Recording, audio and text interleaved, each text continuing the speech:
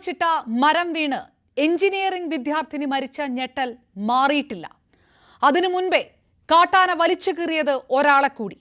കോതമംഗലത്ത് എൽദോസ് മരിക്കുന്നതിന് 10 മിനിറ്റ് മുൻപ് അതുവഴി പോയ ഒരു യുവാവ് ആന നിൽക്കുന്ന വിവരം ഫോറസ്റ്റ് ഓഫീസിൽ വിളിച്ചു പറഞ്ഞിട്ടും ആരും തിരിഞ്ഞു നോക്കിയില്ല എന്നാണ് ആരോപണം. വഴിവിളക്കുണ്ടായിരുന്നെങ്കിൽ ആ ജീവൻ പൊലിയാതിരുന്നേനെ. വന്യജീവികളുടെ സ്വൈര്യവിഹാരം തടയാതിരിക്കാൻ ലൈറ്റ് ഇടാനോ ഫെൻസിംഗ് ഇടാനോ സമ്മതിക്കാത്ത വനം വകുപ്പിനോട് നാട്ടുകാർക്കും പൊതുജനങ്ങൾക്കും ഒന്നേ ചോദിക്കാനുള്ളൂ: മനുഷ്യജീവൻ ഈ നാട്ടിൽ വിലയില്ലേ? എത്ര പേരെ ആന വലിച്ചു കീറിയാൽ ഇതിനൊരു പരിഹാരമാകും? ഈ അനങ്ങാപ്പാറ നയത്തിന്റെ വകുപ്പിന് മനുഷ്യനെ ആന ചവിട്ടിക്കൊന്നാൽ എങ്ങനെ നോവും? പരിശോധിക്കുന്നു ഈ ഒരു മണിക്കൂർ. സ്വാഗതം.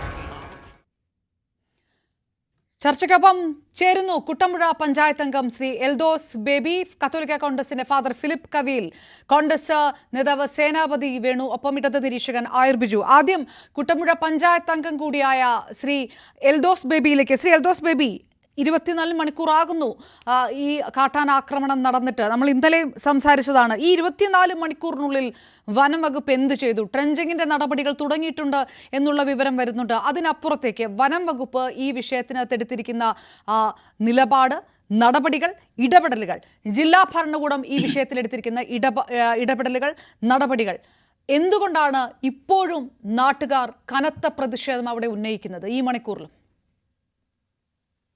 നിലവിലവിടെ ഈ ജനങ്ങള് പ്രക്ഷോഭത്തിൽ ഇറങ്ങാനുള്ള കാരണം, ഇതിനു മുമ്പും ഇതാദ്യമായിട്ടല്ല കുട്ടമ്പുഴ പഞ്ചായത്തില് ഇതുപോലെ കാട്ടാന ആക്രമണം ഉണ്ടാവുന്നു, വന്യമൃഗത്തിന്റെ ആക്രമണം ഉണ്ടാവുന്നു, ആള് മരിക്കുന്നതും.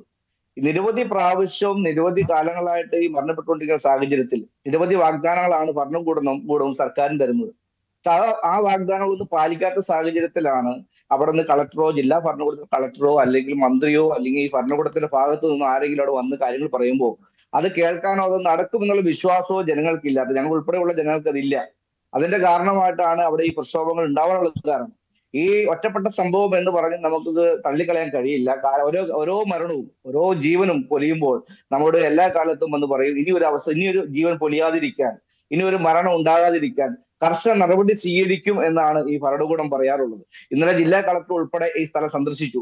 ഞങ്ങളുടെ മിനിമം ആവശ്യം ജില്ലാ കളക്ടർ അവിടെ വരണമെന്നായിരുന്നു. അതോടൊപ്പം തന്നെ DFO, മൂന്നാറിന്റെ DFO അവിടെ വരണമെന്നായിരുന്നു. ഈ ജില്ലാ കളക്ടർ ഈ സംഭവം ഉണ്ടായി 7:30 മണി 8 മണിയോട് ഉണ്ടായ ഈ സംഭവം ഈ നാടിനെ ഏറ്റവും വേദനാജനകമായിട്ടുള്ള ഈ സംഭവം, ഈ നാടിന് ഒരിക്കലും ചിന്തിക്കാൻ കഴിയാത്ത ഒരു സംഭവം ഉണ്ടായിട്ട് അവർ വരുന്നത് 5-6 മണിക്കൂർ കഴിഞ്ഞിട്ടാണ് ആ സ്ഥലത്ത് വരുന്നത്. ആ സമയം വരെയും ഈ എൽദോസ് എന്ന വ്യക്തിയുടെ ജീവൻ പോയി കാട്ടാന ആക്രമണത്തിൽ പോയി അവിടെ ആ കാട്ടിൽ തന്നെ കിടക്കുകയായിരുന്നു. അത് കണ്ടുകൊണ്ടിരിക്കുന്ന അവിടെ ഒരു ജനത്തിനും കഴിയില്ല. ഇവർ സമയത്ത് കൃത്യമായി വന്ന് അത് ഇടപെട്ട് പോകേണ്ട സാഹചര്യത്തിൽ അതിന് എത്ര വൈകിക്കാമോ അത്ര വൈകിപ്പിച്ചാണ് എന്നുള്ള കാര്യങ്ങൾ മുന്നോട്ട് കൊണ്ടുപോകുക. ജില്ലാ കളക്ടർ വന്നിട്ട് അവിടെ ജനങ്ങളോട് സംസാരിച്ചു. ജനങ്ങളൊന്നും കേൾക്കാൻ തയ്യാറായില്ല. കാരണം ഞങ്ങളെ കുറ്റം പറയാൻ കഴിയില്ല. കാരണം എന്താ, ഞങ്ങളുടെ മാനസികമായിട്ടുള്ള ഞങ്ങൾ തകർന്നിരിക്കുന്ന സംഭവം, ഞങ്ങളുടെ കൂടപ്പിറപ്പ് നഷ്ടപ്പെട്ട ഒരു സംഭവം, ഞങ്ങളുടെ ഈ ഗ്രാമത്തിൽ ഇനി നാളെ ഞാൻ അല്ലെങ്കിൽ ഞങ്ങൾ മറ്റൊരാൾ, ഞങ്ങളുടെ ബന്ധു അല്ലെങ്കിൽ ഞങ്ങളുടെ സുഹൃത്തുക്കൾ എന്ന നിലയിൽ മുന്നോട്ട് പോകുന്ന സാഹചര്യമാണ് കാട്ടാന ആക്രമണത്തിന്റെ ഭാഗമായി. ശ്രീ എൽദോസ്, ഞാനൊന്ന് ഇടപെട്ട് ചോദിക്കുന്നത്, ഒരു ആരോപണം വന്നിരുന്നു, ഇങ്ങനെ ഒരു വിഷയം നടക്കുന്നു. അപ്പോൾ ഈ ഫോറസ്റ്റ് ഓഫീസിൽ ഈ എൽദോസ് മരിക്കുന്നതിന് മുൻപ് ഒരാൾ പോയി അവിടെ ഒരു ആന നിൽപ്പുണ്ടെന്ന് വിളിച്ചു പറഞ്ഞു, എന്നിട്ടും ആരും നോക്കിയില്ല എന്ന് പറയുന്നു. അതൊന്ന്. അതോടൊപ്പം തന്നെ ഈ 65ഓളം വീട്ടുകാർ താമസിക്കുന്ന സ്ഥലത്ത് ലൈറ്റ് ഇടാൻ പോലും അനുവദിക്കുന്നുണ്ടായിരുന്നില്ല. അതായത് വനം വകുപ്പ് നേരത്തെ ഈ വിഷയങ്ങളൊക്കെ അറിയിച്ചിട്ട് ഈ മരണവുമായി ബന്ധപ്പെട്ട് പോലും, അല്ലെങ്കിൽ ഇതൊരു കൊലപാതകമാണല്ലോ, അതുമായി ബന്ധപ്പെട്ട് പോലും മുൻകൂട്ടി മുന്നറിയിപ്പ് കൊടുത്തിട്ടും തിരിഞ്ഞു നോക്കിയിട്ടില്ല എന്നുള്ളൊരു ആക്ഷേപം, അത് സത്യമാണോ? അവിടെ സ്ഥലത്തുണ്ടായിരുന്ന ആളുകൾ പറയുന്നതാണ് അതിന് മുമ്പ് ഒരു 10 മിനിറ്റ് മുമ്പ് അതിലൊരാൾ കടന്നുപോയി. ആ കടന്നുപോയ വ്യക്തി ഈ ഫോറസ്റ്റ് ഉദ്യോഗസ്ഥരെ വിളിച്ചു പറഞ്ഞിട്ടും അവർക്ക് വണ്ടിക്ക് ഡീസൽ ഇല്ല എന്ന് പറഞ്ഞ കാരണത്താൽ അത് തിരിഞ്ഞു നോക്കിയിട്ടില്ല എന്നുള്ളതാണ്. ഇവിടെ ഈ നാട്ടിൽ നിരന്തരം ഇപ്പൊ വടാട്ടുപാറ ഭൂത്താൻകെട്ട് റോഡ് കിലോമീറ്ററോളം വനങ്ങളുള്ളതാണ്. 15ഓളം ആദിവാസി കുടികളുള്ള മേഖലയാണ്. ഈ പുത്തുമല പഞ്ചായത്തിൽ എല്ലാ മേഖലകളിലും ഒരു ഏരിയ മാറ്റിവെക്കാൻ എല്ലാ മേഖലകളിലും കാട്ടാന ആക്രമണം വന്യമൃഗ ശല്യം ഉള്ളതാണ്. ഇവിടെ കൃത്യമായിട്ട് ഇടപെടാൻ ഇവർക്ക് കഴിയുന്നില്ല. അവിടെ RRT വേണം. നമുക്ക് RRT വെക്കാൻ ഇവിടെ ഭരണകൂടത്തിന് കഴിഞ്ഞിട്ടില്ല, ഫോറസ്റ്റ് ഉദ്യോഗസ്ഥർ കഴിഞ്ഞിട്ടില്ല. നേര്യമംഗലത്ത് നിന്നാണ് നമുക്കൊരു RRT വെച്ചിട്ടുള്ളത്. ആ നേര്യമംഗലത്ത് നിന്ന് ഒരു RRT ടീം, ഒരു പോലീസ് ഇവിടെ കാട്ടാന ഇറങ്ങിയിട്ടുണ്ട് എന്ന് ഒരു സാധാരണക്കാരൻ വിളിച്ചു പറഞ്ഞാൽ, അല്ലെങ്കിൽ ഇവിടുത്തെ ജനപ്രതിനിധി വിളിച്ചു പറഞ്ഞാൽ, ഈ RRT ടീം നേര്യമംഗലത്ത് നിന്ന് ഇവിടെ ഈ സ്ഥലത്ത് വരാൻ 30 കിലോമീറ്ററോളം വേണം. ആ സമയത്തേക്കും കാട്ടാന ആക്രമണം കഴിഞ്ഞിരിക്കും, നമ്മുടെ ജീവൻ പോയിരിക്കും. അപ്പൊ ആ രീതിയിലുള്ള ഒരു കൃത്യതയില്ലാത്ത, അടുക്കും ചിട്ടയില്ലാത്ത, ഒരു പ്രായോഗികമായിട്ടുള്ള ഒരു കാര്യമില്ലാത്ത രീതിയിലാണ് ഇവിടുത്തെ കാര്യങ്ങൾ ക്രമീകരിച്ചിട്ടുള്ളത്. ഇവിടെ തട്ടേക്കാട് റേഞ്ച് ഉണ്ട്. തട്ടേക്കാട് റേഞ്ചിൽ ഈ സ്ഥലത്തേക്ക് എത്താൻ നിസ്സാര ദൂരമുള്ളൂ. പക്ഷേ ഇവിടുത്തെ 3 DFOയുടെ കീഴിലാണ് ഈ പഞ്ചായത്ത് ഇരിക്കുന്നത്. അവിടെ ലൈറ്റ് ഇടാനായിട്ട് ബന്ധപ്പെട്ടിട്ടുള്ള കാര്യങ്ങൾ, ലൈറ്റ് ഉള്ള കാലഘട്ടത്തിൽ പോലും ഇവിടുത്തെ ഫോറസ്റ്റ് വന്യമൃഗങ്ങൾക്ക് ഈ പ്രകാശം എന്താണ്, അവർക്ക് വന്യമൃഗങ്ങൾക്ക് ശല്യമാണ് എന്ന കാരണത്താൽ അത് കട്ട് ചെയ്യുന്ന സാഹചര്യം വരെ ഉണ്ടായി എന്നാണ് അവിടുത്തെ പ്രദേശത്തുള്ള ആ സ്ഥലത്ത് താമസിക്കുന്ന ആളുകൾ പറയുന്നത്.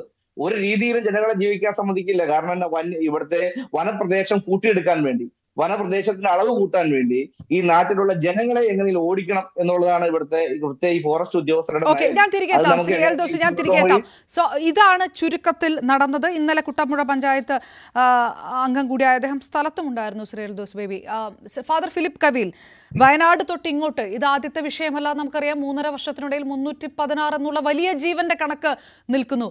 അപ്പോഴും സഭകൾ അല്ലെങ്കിൽ സഭയുടെ കുറച്ച് വൈദികർ ഈ വന്യജീവി ആക്രമണവുമായി ബന്ധപ്പെട്ട് പുറത്തിറങ്ങി ജനങ്ങളെ വിളിച്ചുകൂട്ടി പ്രക്ഷോഭം മനഃപൂർവ്വം ഉണ്ടാക്കി ചില രാഷ്ട്രീയ ഗൂഢലക്ഷ്യങ്ങളോടൊക്കെയാണ് പ്രവർത്തിക്കാറ്. ഇതൊക്കെയാണ് ഈ പ്രതിഷേധത്തിന് പിറകിലെന്നൊക്കെ പറയുന്ന രാഷ്ട്രീയക്കാരുണ്ടല്ലോ. അത്തരം വിവാദങ്ങളൊക്കെ ഉണ്ടായത് ഫാദറിന് കൃത്യമായിട്ട് അറിയാം. ഈ സമയത്ത് അതിനൊരു മറുപടി കൊടുക്കുമോ? അത്യന്തം ദുഃഖകരമായ വേദനാജനകമായ ഒരു സംഭവം ഉണ്ടായ പശ്ചാത്തലത്തിൽ പോലും ഇത്തരം കുപ്രചരണങ്ങൾ നടത്തുന്നവരുടെ മനസ്സിന്റെ വിഷലിപ്തമായ അവസ്ഥയെക്കുറിച്ച് എനിക്കൊന്ന് പറയാനില്ല. ഇന്നലെ തന്നെ ബഹുമാനപ്പെട്ട വനം വകുപ്പ് മന്ത്രി പറഞ്ഞത് സഭയും ബഹുമാനപ്പെട്ട പാമ്പ്ളാനി പിതാവിനെ കൂട്ടിയതാണ് പറഞ്ഞത്. സഭ പുരോഹിതന്മാരൊക്കെ കർഷകരെ ഭയപ്പെടുത്തുകയാണെന്നാണ്. എന്താണ് ഭയപ്പെടുത്തുന്നത്? ഇവര് കർഷകർക്ക് പ്രതികൂലമായ വന നിയമങ്ങള് പരിഷ്കരിക്കാനുള്ള പരിശ്രമത്തിൽ അത് തുറന്നു കാണിക്കുമ്പോൾ എന്തിനാണ് ഇവർ ഭയപ്പെടുന്നത്? എൽദോസ് എന്ന ആ പാവപ്പെട്ട മനുഷ്യൻ ആനക്കലിയില് ജീവിതം ബലി കഴിക്കേണ്ടി വന്ന ഒരു സംഭവത്തില് ഇവർക്ക് എന്താണ് പറയാനുള്ളത്? ഇത് തുടർ കഥകളാകുകയാണ്. വയനാട്ടില്, ഇടുക്കിയുടെ ഒക്കെ മലബാറിന്റെ വിവിധ പ്രദേശങ്ങളിലെ ഗ്രാമാന്തരങ്ങളില് ആനക്കലി മൂലം പൊലിഞ്ഞു വീഴുന്ന മനുഷ്യജന്മങ്ങൾക്ക് ഇവിടുത്തെ സർക്കാർ ഉത്തരം പറഞ്ഞേ മതിയാവും. ഓരോ തവണയും കണ്ണിൽ പൊടിയുന്ന പൊടിയിടാനുള്ള എന്തെങ്കിലും ചെപ്പട വിദ്യ കാണിച്ച് മനുഷ്യരെ പറ്റിക്കുകയാണ്. ഇവർക്ക് ഉത്തരവാദിത്വമുണ്ട്. ഇവിടെ രാഷ്ട്രീയമല്ല വിഷയം, ഇടതുപക്ഷമോ വലതുപക്ഷമോ ഒന്നും അല്ല വിഷയം. സർക്കാരിന് ഈ നാട്ടിലെ ജനങ്ങളുടെ ജീവനും സ്വത്തിനും സംരക്ഷണം കൊടുക്കാൻ ഉത്തരവാദിത്വമുണ്ട്. അവിടെ നമ്മൾ രാഷ്ട്രീയം അല്ല പറയുന്നത്. ഒരു മനുഷ്യൻ മരിച്ചു കിടക്കുമ്പോഴും ഇത്തരം രാഷ്ട്രീയ ലാക്കോടെ സംസാരിക്കാൻ എങ്ങനെ സാധിക്കുന്നു എന്ന് എനിക്ക് മനസ്സിലാകുന്നില്ല. ബഹുമാനപ്പെട്ട വനം വകുപ്പ് മന്ത്രി നേരിട്ട് തലശ്ശേരിയിൽ വന്ന് അദ്ദേഹത്തിന്റെ വനം വകുപ്പിന്റെ ഏറ്റവും പ്രധാനപ്പെട്ട ഉദ്യോഗസ്ഥരുമായിട്ട് തലശ്ശേരിയിൽ വന്നിട്ടുണ്ട്. ഞങ്ങളെ കണ്ടിട്ടുണ്ട്. ഇവിടുത്തെ PWD റെസ്റ്റ് ഹൗസിൽ വെച്ച് അഭിനന്ദ പാമ്പ്ളാനി പിതാവും ഞാനും ഉൾപ്പെടെയുള്ള കത്തോലിക്ക കോൺഗ്രസിന്റെ നേതാക്കളുമായിട്ട് സംസാരിക്കുകയും ഈ വന്യജീവി ആക്രമണത്തിലെ മനുഷ്യർ അനുഭവിക്കുന്ന ദുരിതങ്ങളെ അക്കമിട്ട് ഞങ്ങൾ എണ്ണി പറയുകയും ചെയ്തതാണ്.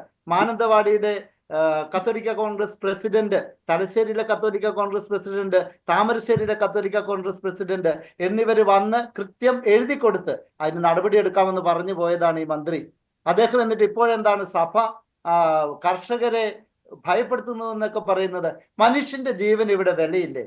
ഇവരാരെ സംരക്ഷിക്കാനാണ് ഇരിക്കുന്നത്? ഇവിടെ വനം വകുപ്പാണോ ഇത് മൃഗസംരക്ഷണ വകുപ്പാണോ? ഇപ്പോഴാ ബഹുമാനപ്പെട്ട പ്രസിഡന്റ് പറയുന്നത് ഞാൻ കേട്ടു, അവിടെ സന്ധ്യ ആയിക്കഴിഞ്ഞാൽ മനുഷ്യർക്ക് ലൈറ്റ് ഇടാൻ പോലും അനുവാദം കൊടുക്കുന്നില്ല എന്ന്. ഇവരാരെയാണ് പേടിക്കുന്നത്? ലൈറ്റ് ഇട്ടാൽ ആന വരുമെങ്കിൽ ആനയെ തടയാനുള്ള സംവിധാനങ്ങൾ കണ്ടെത്തണം. അല്ലാതെ മനുഷ്യർക്ക് ജീവിക്കാൻ പറ്റാത്ത സ്ഥിതിവിശേഷം ഉണ്ടാക്കുകയല്ല ചെയ്യേണ്ടത്. ഇവിടുത്തെ മനുഷ്യര് ജീവിക്കുന്നത് ജനവാസ കേന്ദ്രങ്ങളിലാണ്, അല്ലാതെ കാട്ടിലെ ഏറുമാടത്തിലൊന്നും അല്ല. കാട്ടിൽ കയറി മനുഷ്യർ എന്തെങ്കിലും ചെയ്താൽ അവർക്ക് പറയാൻ അവകാശമുണ്ട്. പക്ഷേ ജനവാസ കേന്ദ്രങ്ങളില് വന്യമൃഗങ്ങൾ ഇറങ്ങാതിരിക്കുവാനുള്ള നടപടികള്, സുരക്ഷിതത്വ മാനദണ്ഡങ്ങള് പാലിക്കുവാൻ ഇവിടുത്തെ വനപാലകർക്ക് കടമയുണ്ട്. അവരവരുടെ ഉത്തരവാദിത്വം നിറവേറ്റാതെ ഈ നാട്ടിലെ സാധാരണക്കാരുടെ മേൽ കുതിര കയറാൻ വന്നാൽ അതിനെ അനുവദിക്കാതെ ഏത് വനമന്ത്രി ആയാലും. സർക്കാരുകൾ താഴെ പോകും ഇങ്ങനെ വന്നു കഴിഞ്ഞാല്. കാരണം പൊതുജനം പൊറുതി വിട്ടിരിക്കുക. ഇവിടെ ഇടതുപക്ഷമോ വലതുപക്ഷമോ ഒന്നുമില്ല. ഒരു മാർക്സിസ്റ്റുകാരനോ കോൺഗ്രസ്സുകാരനോ BJP-കാരനോ നോക്കിയിട്ടല്ല ആന ചവിട്ടിക്കൊല്ലുന്നത്. ആന ചവിട്ടിക്കൊല്ലുന്നത് ഇവിടുത്തെ പച്ചയായ മനുഷ്യരെയാണ്, സാധാരണ മനുഷ്യരെ. അതൊക്കെ കാണാതെ ഈ ഭരണവർഗത്തിലിരിക്കുന്നവർ എന്താണ് ഇവിടെ പുകമറ സൃഷ്ടിക്കുന്നത്? നിശ്ചയദാർഢ്യത്തോടെ കൃത്യമായ തീരുമാനങ്ങൾ ഇവിടെ നടപ്പിലാക്കണം. ഈ ആനക്കടിയിൽ മനുഷ്യർ ഇനി ഇവിടെ മരിച്ചു വീഴാൻ പാടില്ല. മനുഷ്യർക്ക് ഇവിടെ ജീവിക്കണം. അതിനുള്ള സംവിധാനം, അവസ്ഥ ഇവിടെ സംജാതമാക്കണം. അതിന്റെ ഉത്തരവാദിത്വം ഗവൺമെന്റിനുണ്ട്. അത് ഗവൺമെന്റ് നിർവഹിക്കാതെ വരുമ്പോൾ ഞങ്ങളെ പോലെയുള്ളവർ പൊതുജനത്തിന് വേണ്ടി സംസാരിക്കുമ്പോൾ അത് വേറെ തരത്തിൽ തിരിച്ചുവിടാൻ നോക്കിയാൽ അതൊക്കെ ഇവിടുത്തെ സാധാരണക്കാരായ അരിയാഹാരം കഴിക്കുന്ന കേരളീയ ജനതയ്ക്ക് തിരിച്ചറിയാൻ സാധിക്കുമെന്നാണ് എനിക്ക് പറയുന്നത്. തിരികെത്താം. ശ്രീ ആയുർ ബിജു, വനമന്ത്രി സമ്മതിക്കുന്നു ഇവിടെ ഫെൻസിംഗ് നശിച്ചുപോയി, ട്രെഞ്ചിങ് കുഴിക്കാനുള്ള നടപടികൾ തുടങ്ങിയിട്ടുണ്ടായിരുന്നില്ല, വഴിവിളക്കുകൾ സ്ഥാപിച്ചിട്ടില്ല, അതായത് ഒന്നും ചെയ്തിട്ടില്ല. എന്നിട്ട് ഇങ്ങനൊരു ദുരന്തം ഉണ്ടാകുന്നു. അപ്പോഴും പറയുന്നത് സഭയും ലോഹയിട്ട കുറെ വൈദികരും വന്ന് കർഷകരെ ഇളക്കി വിട്ട് പ്രതിഷേധമുണ്ടാക്കുകയാണെന്നാണ് പറയുന്നത്. ഒന്നുകിൽ വനംവകുപ്പിന് കാര്യം അറിയില്ല, അല്ലെങ്കിൽ വനം വകുപ്പ് മന്ത്രിക്ക് കാര്യം അറിയില്ല, അതല്ലെങ്കിൽ ഇനിയിപ്പോൾ ഈ മിനിറ്റിൽ പറയണം വനം മന്ത്രിയെ രാജിവെപ്പിക്കാനുള്ള അണിയറ ചർച്ചകളൊക്കെ പാർട്ടിക്കകത്ത് നടത്തുകൊണ്ട് ഇതിപ്പോൾ ആന കൊല്ലുന്നുണ്ടോ ആന ചവിട്ടുന്നുണ്ടോ എന്നൊക്കെ നോക്കാൻ മന്ത്രിക്ക് എവിടെയാണ് സമയം, പാർട്ടിക്ക് എവിടെയാണ് സമയം, പിന്നെ വകുപ്പിന് എവിടെ നിന്ന് സമയം കിട്ടും? അങ്ങനെയാണോ ചോദിക്കേണ്ടത് ശ്രീ ആയുർ ബിജു? നോക്കൂ, ആദ്യമായിട്ട് ഈ വന്യജീവി ആക്രമണത്തിൽ മരണപ്പെട്ടു പോയ ആ വ്യക്തിയോടും ആ കുടുംബത്തോടുമുള്ള ആദരാജ്ഞകൾ അർപ്പിക്കുവാൻ ഇടതുപക്ഷ ജനാധിപത്യ മുന്നണിക്ക് വേണ്ടി ഞാൻ ഈ സമയം ഉപയോഗിക്കുകയാണ്. നമ്മൾ ഈ വിഷയത്തിലേക്ക് വരുമ്പോൾ വന്യജീവി ആക്രമണം ഒരു പരിധിവരെ ഉണ്ടാകുന്നത് എങ്ങനെയാണെന്ന് നമ്മൾ മനസ്സിലാക്കേണ്ടിയിരിക്കുന്നു. വന്യജീവികളിലെ അനിയന്ത്രിതമായ ഉൽപാദനവും അല്ലെങ്കിൽ അവരുടെ സന്താന ഉൽപാദനവും വന്യജീവികൾക്ക് വനത്തിൽ നിന്ന് ആവശ്യമായ ഭക്ഷണവും വെള്ളവും ലഭിക്കാതെ വരികയും ചെയ്യുമ്പോൾ ഇവ നാട്ടിലേക്ക് ഇറങ്ങുന്നു. ഇതിനെ തടയാൻ രാജ്യത്ത് നിലനിൽക്കുന്ന, കേരളത്തിൽ നിലനിൽക്കുന്നതല്ല, രാജ്യത്ത് നിലനിൽക്കുന്ന നിയമങ്ങൾ നമ്മൾക്ക് പ്രതികൂലമായി വരുന്നു. ആ സാഹചര്യത്തിൽ ആന ഇറങ്ങിയാൽ വെടിവെച്ചു കൊല്ലാൻ സാധ്യമാകില്ല, പന്നി ഇറങ്ങിയാൽ വെടിവെച്ചു കൊല്ലാൻ സാധ്യമാകുന്നില്ല. മുള്ളൻ പന്നി ഇറങ്ങി വീടുകളിൽ അല്ലെങ്കിൽ സ്ഥലങ്ങളിൽ വന്ന് ഭക്ഷണയോഗ്യമായ വസ്തുക്കൾ കഴിച്ചു കൊണ്ടുപോയാൽ, ഇല്ലാതാക്കിയാൽ അതിനെ നമുക്ക് കൊല്ലുവാനോ അല്ലെങ്കിൽ ഇല്ലാതാക്കാനോ സാധ്യമാകില്ല. അതിന് ഏറ്റവും പ്രധാനം ഞാൻ നേരത്തെ സൂചിപ്പിച്ചു, രാജ്യത്ത് നിലനിൽക്കുന്ന നിയമങ്ങളാണ് ഈ വിഷയങ്ങൾക്കൊക്കെയും മുഖ്യ കാരണമായി നിലനിൽക്കുന്നത്. കാലോചിതമായി ഈ നിയമങ്ങൾ മാറ്റി എഴുതപ്പെടേണ്ടതുണ്ട്. അനിയന്ത്രിതമായി ഈ പറയുന്ന മൃഗങ്ങൾ അവരുടെ എണ്ണത്തിൽ വ്യത്യാസമുണ്ടാകുന്നു. സ്വാഭാവികമായിട്ടും ഇരയെ തേടി അല്ലെങ്കിൽ ആഹാരം തേടി വെള്ളം തേടി ഇവർ വെളിയിലേക്ക് പോകും. അതാണ് നമ്മുടെ നാട്ടിൻ പുറത്തേക്ക് ഈ ആനകൾ എത്താനുണ്ടാകുന്ന കാരണം. ഇനി ഞാനൊരു കാര്യം പറയാം. ഒരു പന്നി ഇറങ്ങിയാൽ ആ പന്നിയെ വെടിവെച്ചു കൊല്ലുവാൻ കേരളത്തിലോ ഇന്ത്യയിലോ നിയമമില്ല. ഏതെങ്കിലും സാഹചര്യത്തിൽ ആ പന്നിയെ വെടിവെച്ചു കൊന്നാൽ അല്ലെങ്കിൽ പന്നിയെ ആക്രമിച്ച് പന്നിയെ ഇല്ലാതാക്കിയാൽ ആ കുടുംബം അനാഥപ്പെട്ടു പോകും. എന്ന് പറഞ്ഞാൽ പോലീസ് കേസുകൾ എടുത്ത് ആ കുടുംബത്തെയോ ആ വ്യക്തികളെ ഇല്ലാതാക്കാൻ ശ്രമിക്കും. എന്നെ മുന്നേ സംസാരിച്ച എൽദോസ് ബേബി ഒരു UDF അല്ലെങ്കിൽ കോൺഗ്രസിന്റെ പ്രവർത്തകനോ നേതാവോ മെമ്പറോ ആണ് എന്ന് ഞാൻ വിചാരിക്കുന്നു. വനം വകുപ്പ് ഉദ്യോഗസ്ഥര് 5 മണിക്കൂർ വൈകിപ്പിച്ചു അല്ലെങ്കിൽ വരാൻ വൈകി എന്ന് അദ്ദേഹം പറയുമ്പോൾ എന്തിന് വനം വകുപ്പ് ഉദ്യോഗസ്ഥര് ഇതിനകത്ത് അമാന്തം കാണിക്കണം? അവർക്ക് എന്ത് ലാഭം? സർക്കാരിനെയോ അല്ലെങ്കിൽ രാഷ്ട്രീയപരമായി വേട്ടയാടാൻ വേണ്ടി താങ്കൾ ഇത് പറയുമ്പോൾ എന്തിന് അവര് ഇത്തരത്തിൽ 5 മണിക്കൂർ താമസിപ്പിച്ചു എന്നതും കൂടി താങ്കൾ പറയണം. അവിടെ താങ്കൾ രാഷ്ട്രീയം കാണരുത്. പിന്നെ അച്ഛൻ പറഞ്ഞ കാര്യത്തോട് ഞങ്ങൾ 100% യോജിക്കുന്നു. അച്ഛന്റെ വികാരത്തെയും അല്ലെങ്കിൽ കത്തോലിക്ക സഭയുടെ വികാരത്തെയും മലയോര മേഖലയിൽ പ്രവർത്തിക്കുന്ന ആൾക്കാർക്ക് വേണ്ടി കത്തോലിക്ക സഭ ചെയ്യുന്ന എല്ലാ സംവിധാനങ്ങളെയും എല്ലാ പ്രവർത്തനങ്ങളെയും ഞങ്ങൾ ശ്ലാഘിക്കുന്നു. പക്ഷേ അവിടെയൊക്കെയും ഞങ്ങൾക്ക് ഇടതുപക്ഷ ജനാധിപത്യ മുന്നണിക്ക് പറയാനുള്ളത്, മനുഷ്യ സഹജമായ മനുഷ്യനെ നിയന്ത്രിക്കാൻ പറ്റുന്ന എല്ലാ സംവിധാനവും ഞങ്ങൾ അവിടെ ചെയ്തിട്ടുണ്ട്. ഇനി നിങ്ങൾ പറയുന്നതനുസരിച്ച് ഒരു മന്ത്രി രാജിവെച്ച് നാളെ മറ്റൊരു മന്ത്രി വന്നാൽ ആനയെ പിടിച്ചു കെട്ടാൻ പറ്റൂ? ആനയെ പിടിച്ചു കെട്ടാൻ പറ്റുന്ന ഏതെങ്കിലും മന്ത്രിമാര് കേരളത്തിലുണ്ട് എന്ന് എനിക്ക് തോന്നുന്നില്ല.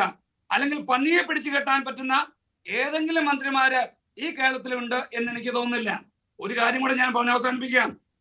ഓസ്ട്രേലിയ ദേശീയ മൃഗമായ കങ്കാരുവിനെ കൊന്ന് നിയന്ത്രിക്കുന്നു. ദേശീയ മൃഗമാണ് ഓസ്ട്രേലിയയിലെ. കങ്കാരുവിന്റെ പ്രജനനം കൂടുതലാകുമ്പോൾ അവരെന്ത് ചെയ്യുന്നു? അതിനെ കൊന്ന് നിയന്ത്രിക്കുന്നു. അമേരിക്കയും കാനഡയും ഒക്കെ എല്ലാ മൃഗങ്ങളെയും ഒരു കാലയളവിൽ വേട്ടയാടാൻ അനുവദിക്കുന്നു. ചൈന, ഇന്തോനേഷ്യ, തായ്വാൻ, കൊറിയ ഇവയൊക്കെ നിയന്ത്രിതമായി ഉണ്ടാകുന്ന വിഷയങ്ങളിൽ വന്യജീവികളെ കൊല്ലുന്നതിനും അവയെ ഭക്ഷണമാക്കുന്നതിനും നിയമങ്ങൾ കൊണ്ടുവന്നിട്ടുണ്ട്. ഇവിടെ എന്താണ്? ഒരു പന്നി, ഞങ്ങളുടെ നാട്ടിൽ പോലും പന്നിയും മയിലും ഒക്കെ യഥേഷ്ടം സഞ്ചരിക്കുകയാണ്. വാഹനം ഓടിക്കാൻ വയ്യാത്ത തരത്തിൽ കൊല്ലം ജില്ലയിൽ പോലും പല പ്രദേശങ്ങളിൽ മയിൽ ദേശീയ മൃഗം, ദേശീയ പക്ഷി പോകുന്നുണ്ട്. ആരെങ്കിലും അറിഞ്ഞോ അറിയാതെ ഒരു വണ്ടി തട്ടി ആ ഒരു മയിൽ മരണപ്പെട്ടു പോയാൽ അതിന്റെ പേരിൽ ഈ പറയുന്ന വ്യക്തി ജീവിതകാലം മൊത്തവും ജയിലിൽ കിടക്കേണ്ട അവസ്ഥയിലേക്ക് വരുന്നു. അപ്പോൾ നമ്മൾക്ക് മാറ്റമാണ് ഉണ്ടാകേണ്ടത്. കാതലായ ഇന്ത്യയുടെ നിയമങ്ങളിലാണ്. അത് എൽദോസ് ബേബിയോട് ഞാനൊന്ന് പറയാം. കാലാകാലങ്ങളിൽ ഇന്ത്യയിലെ നിയമങ്ങളൊക്കെ ഉണ്ടാക്കിയതിൽ ഇന്ത്യൻ നാഷണൽ കോൺഗ്രസിനും ഒരു പ്രധാന പങ്കുണ്ട്. അന്നൊക്കെ ഉണ്ടാക്കിയിട്ടുള്ള നിയമങ്ങൾ കാലോചിതമായി മാറ്റപ്പെട്ടാൽ ആ ലിഖിതങ്ങളാ നിയമങ്ങളെ മാറ്റി മനുഷ്യന് വേണ്ടി നിയമങ്ങൾ ഉണ്ടാക്കിയാൽ നമുക്ക് ഒരു പരിധിവരെ ഈ വിഷയങ്ങളിൽ നിന്ന് ശരി ആയുർ ബിജു, ആ പോയിന്റിൽ നമുക്ക് സമാധാനപരമായിട്ട് ആ പോയിന്റിൽ നിന്ന് അങ്ങോട്ട് കിടക്കാം. കോൺഗ്രസ് ശ്രീ സേനാപതി വേണു, കേന്ദ്രം പറയുന്നത് വന്യജീവികളും മനുഷ്യരും തമ്മിലുള്ള സംഘർഷം പരിഹരിക്കേണ്ടത് സംസ്ഥാനമാണ്. വിളനാശമുണ്ടായാൽ അതിനുള്ള നിബന്ധന, സംസ്ഥാനം പുറപ്പെടുവിക്കുന്ന നിബന്ധന പ്രകാരം നഷ്ടപരിഹാരമെന്ന്. പക്ഷേ പലപ്പോഴായിട്ട് വനം വകുപ്പ് മന്ത്രി അടക്കം പറയുന്നത് കയറിൻ്റെ അറ്റത്ത് പശു ഉണ്ടെന്ന് പറഞ്ഞാൽ അത് ഉണ്ടാവില്ല. അതായത് ഈ 1.72 കോടി രൂപ ഈ 4 വർഷത്തിനിടെ കേന്ദ്രം നൽകിയ വിഷയം, വന്യജീവി ആക്രമണത്തിന് ഉള്ള നഷ്ടത്തിന് പരിഹാരം 1.72. കേരളം കഴിഞ്ഞ വർഷം മാത്രം കൊടുത്തത് 11 കോടി രൂപ. അതായത് കേന്ദ്രം ഈ രീതിയിലുള്ള നിയമം കൊണ്ടുവരുന്നു. നേരത്തെ ശ്രീ ആയുർ ബിജു പറഞ്ഞതുപോലെ ഈ നിയമം ഭേദഗതി ചെയ്യാതെ സംസ്ഥാനം തലകുത്തി നിന്നാലും ഒന്നും ചെയ്യാൻ കഴിയാത്ത അവസ്ഥ. നഷ്ടപരിഹാരത്തിനും ഈ അവസ്ഥ. ഇതായത് ഈ പന്ത് കേന്ദ്രത്തിന്റെ കോർട്ടിൽ മാത്രമാണോ കിടക്കുന്നത്? സംസ്ഥാനത്തെ കുറ്റപ്പെടുത്തുക മാത്രമാണോ ചെയ്യുന്നത്? ഇതിപ്പം LDF അല്ല UDF ഭരിച്ചാലും സംസ്ഥാന സർക്കാരിനെ സംബന്ധിച്ചിടത്തോളം ഇതിനപ്പുറത്തേക്കുള്ള മാജിക് ഒന്നും കാണിക്കാൻ കഴിയില്ല. അതാണോ സത്യം? അപർണ, ഇതിനകത്ത് നമ്മൾ മനസ്സിലാക്കേണ്ടത് വന്യജീവി ആക്രമണത്തിൽ മരണപ്പെടുന്ന ആളുകൾക്ക് എന്തെങ്കിലും നഷ്ടപരിഹാരം കൊടുക്കുന്നു എന്നുള്ളതല്ല, ഇതെങ്ങനെ ഫലപ്രദമായിട്ട് തടയാൻ കഴിയും എന്നുള്ളതാണ്. ഇപ്പൊ 8.5 വർഷമായിട്ട് നമ്മുടെ സംസ്ഥാനം ഭരിക്കുന്ന ഗവൺമെന്റാണ്. ഇപ്പൊ മൂന്നാർ DFOയുടെ കീഴിൽ, ഞങ്ങളൊക്കെ താമസിക്കുന്ന പ്രദേശം മൂന്നാർ DFOയുടെ കീഴിൽ വരുന്നതാണ്. ഇപ്പൊ ഇന്നത്തെ എൽദോസിന്റെ മരണം കൂടി എന്റെ കണക്ക് പ്രകാരം 47ാമത്തെ ആളാണ്.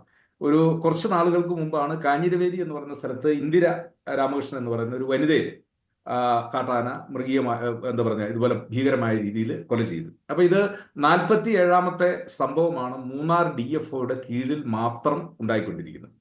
ഇവിടെ ആയൂർ ബിജു പറഞ്ഞപ്പോൾ കേന്ദ്ര നിയമമൊക്കെ നമുക്ക് പെട്ടെന്ന് പരിഷ്കരിക്കാൻ പറ്റത്തില്ല. പക്ഷേ കേന്ദ്ര നിയമത്തിൽ ഒരു അഭിഭാഷകൻ എന്ന നിലയിൽ ഞാൻ ആയൂർ ബിജുവിനെ ഓർമ്മപ്പെടുത്താൻ ആഗ്രഹിക്കുന്നു.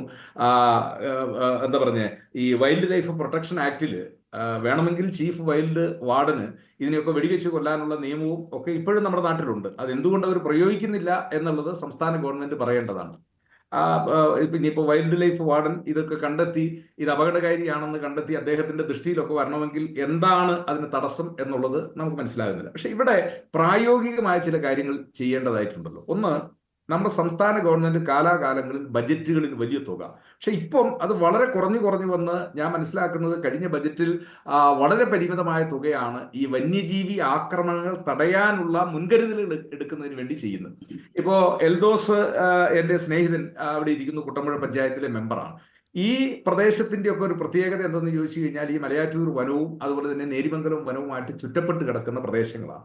അവിടെ ഒന്നുകിൽ ട്രെഞ്ചുകൾ ഫലപ്രദമായിട്ടുണ്ടാകണം, അതല്ല എങ്കിൽ റെയിൽ ഫെൻസിങ് എന്ന് പറയുന്ന സംവിധാനം. മറ്റ് നാടുകളിലൊക്കെ നമ്മൾ ചെന്ന് കഴിയുമ്പോൾ, ഇപ്പൊ കുമൗണ് പോലുള്ള പ്രദേശങ്ങളിലൊക്കെ ചെന്ന് കഴിഞ്ഞാൽ അവിടെയൊക്കെ കാണാം ഈ വനങ്ങളിൽ നിന്ന് മൃഗങ്ങൾ കടക്കാതിരിക്കുന്നതിന് വേണ്ടി ചെയ്യുന്ന ഫലപ്രദമായ നടപടികൾ.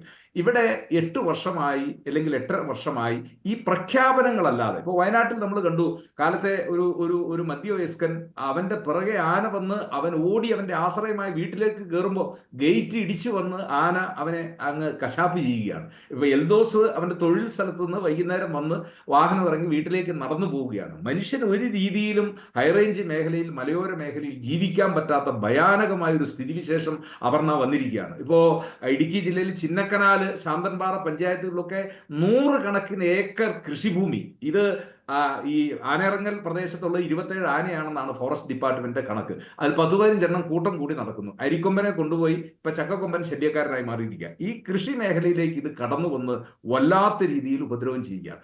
ആയുർവേദി പറഞ്ഞ ഒരു കാര്യത്തിൽ ഇപ്പോൾ വസ്തുതാപരമായ ഒരു പെശകുണ്ട്. കാരണം ഇപ്പൊ സുലഭമായി മഴ, വനഭൂമിയിലൊക്കെ നല്ലപോലെ തീറ്റയുള്ളതാണ്. ആന ഇപ്പം പുറത്തോട്ടിറങ്ങുന്നത് വെള്ളമില്ലാത്തതുകൊണ്ടോ തീറ്റയില്ലാത്തതുകൊണ്ടോ അല്ല.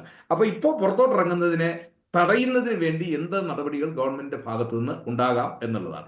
അപ്പോ ഏറ്റവും ലളിതമായി നമുക്ക് ചെയ്യാവുന്ന കാര്യങ്ങളുണ്ടല്ലോ. ഇത് ഈ വഴിവിളക്കുകൾ ഫലപ്രദമായി, കാരണം ഒരു മനുഷ്യൻ ആന നിൽക്കുന്നതൊന്ന് കണ്ട് അവനൊന്ന് ഓടി മാറാനായി ആളുകൾ പോകുന്ന റോഡുകളിൽ പര്യാപ്തമായ രീതിയിൽ ലൈറ്റുകൾ പല ഭാഗത്തും അത് ഫോറസ്റ്റുകാർ അനുവദിക്കുന്നില്ല, അല്ലെങ്കിൽ സർക്കാർ അനുവദിക്കുന്നില്ല എന്നുള്ളതാണ്. കുട്ടമ്പുഴ പോലുള്ള ഒരു പഞ്ചായത്തിൽ, ഞാൻ പറയുന്ന ഈ മൂന്നാർ DFOയുടെ ഭാഗം വിഭജിച്ച് കുട്ടമ്പുഴ പോലെയുള്ള ഒരു പഞ്ചായത്തിൽ RRT ടീമിന്റെ ഇപ്പം പുന്നേക്കാട്, തട്ടേക്കാട്, കുട്ടമ്പുഴ അങ്ങോട്ട് കയറി കഴിഞ്ഞ് മുഴുവൻ വനഭൂമിയാണല്ലോ. അവിടെ RRT ടീമും അവർക്ക് ആവശ്യമായ മോഡേൺ എക്യുപ്മെന്റ്സും കഴിയുമെങ്കിൽ ഫോറസ്റ്റ് ഉദ്യോഗസ്ഥന്മാർക്ക് നല്ല വെപ്പണുകളൊക്കെ കൊടുത്ത് അവരെ, ആ ടീമിനെ അവിടെ സജ്ജമാക്കേണ്ടതാണ്. ഇപ്പൊ ഇന്നലെ നമ്മൾ കണ്ടു, കഴിഞ്ഞ ദിവസം ചെമ്പൻകുഴി എന്ന് പറയുന്ന സ്ഥലം, അത് ഇടുക്കിയിൽ നിന്ന് നേരിമംഗലത്തേക്കുള്ള, കോതമംഗലത്തേക്കുള്ള ദേശീയപാതയാണ്. ആയിരക്കണക്കിന് വാഹനങ്ങൾ സഞ്ചരിക്കുന്ന വഴിയിലാണ് വഴി സൈഡിൽ നിന്ന് കാട്ടാന പന കുത്തിമറിഞ്ഞ് നിർദോഷികളായ 2 വിദ്യാർത്ഥികൾ, അതിൽ ആ പെൺകുട്ടിയുടെ ശരീരത്താണ് ഈ പന വന്ന് വീഴുന്നത്. അപ്പൊ ഞാൻ പറഞ്ഞു വന്നത്, ഈ ഹൈവേയുടെ ഭാഗത്തും വഴി സൈഡിലുകളിലും ഒന്നും ഒരു ഫെൻസിങ് നിർമ്മിക്കാനോ അതല്ല എങ്കിൽ ഇതിനെ ഫലപ്രദമായിട്ട് തടയാനുള്ള RRT ടീമോ ഇങ്ങനെയുള്ള യാതൊരു നടപടികളുമില്ല. ഇവിടെ ഞാൻ ഒരു കാര്യം അപർണ, ഈ ചക്കക്കൊമ്പനെ ഞങ്ങളുടെ നാട്ടിൽ നിന്ന് കൊണ്ടുപോയിട്ട് അതിനെ മേധഗാനം എന്ന് പറയുന്ന സ്ഥലത്താണ് എന്താ പറഞ്ഞ ട്രാൻസ്ലൊക്കേറ്റ് ചെയ്യുന്നത്. അവിടെ സീനിയർ റോഡ എന്ന് പറയുന്ന സ്ഥലത്ത് കൊണ്ടുപോയി ഇവനെ വിട്ട് അവിടം വരെയാണ് ലോറി പോകുന്നത്, തിരിച്ചു വന്നു. ഇത് 24-48 മണിക്കൂർ കഴിഞ്ഞപ്പോൾ കമ്പൻ ടൗണിൽ വന്നു. കമ്പൻ ടൗണിൽ വന്നു കഴിഞ്ഞപ്പോൾ ഞാൻ നിങ്ങളെ ഓർമ്മപ്പെടുത്താൻ ആഗ്രഹിക്കുന്ന 2 മന്ത്രിമാർ തമ്മിലുള്ള വ്യത്യാസമാണ്. അവിടെ തമിഴ്നാടിന്റെ വനം വകുപ്പ് മന്ത്രി മതിവേന്ദ്രൻ, അദ്ദേഹം 6 മണിക്കൂർ കൊണ്ട് മദ്രാസിൽ നിന്ന് ഈ കമ്പത്തെത്തി. കാരണം അത് പരമാവധി വേഗതയിൽ എത്താവുന്നതാണ്. ഈ ആനയെ ട്രാൻസ്ലൊക്കേറ്റ് ചെയ്യുന്നത് വരെ അദ്ദേഹം അവിടെ നിന്ന് അതിനെ ഇവിടുന്ന് കൊണ്ടുപോയതിന് ശേഷമാണ് ആ മന്ത്രി അവിടുന്ന് പോയത്. എല്ലാ സ്ഥലത്തും മന്ത്രി ഓടിയെത്താനൊന്നും കഴിയില്ല. പക്ഷെ ജനങ്ങൾക്ക് ആത്മവിശ്വാസം കൊടുക്കുന്ന നടപടികൾ സ്വീകരിക്കാതെ, ഇവിടെ ബഹുമാന്യായ അച്ഛൻ സൂചിപ്പിച്ചതുപോലെ ഈ വാഗ്ദാനങ്ങൾ നൽകി ഇങ്ങനെ ഒരു വകുപ്പ് മന്ത്രി നമ്മുടെ നാട്ടിൽ ഉണ്ടോ എന്ന് പോലും സംശയിക്കത്തക്ക ഒരു നിലയിലേക്ക് കാര്യങ്ങൾ എത്തിയിരിക്കുക. അപ്പൊ പ്രായോഗികമായ ചില കാര്യങ്ങൾ നമുക്ക് ചെയ്യേണ്ടതുണ്ട്.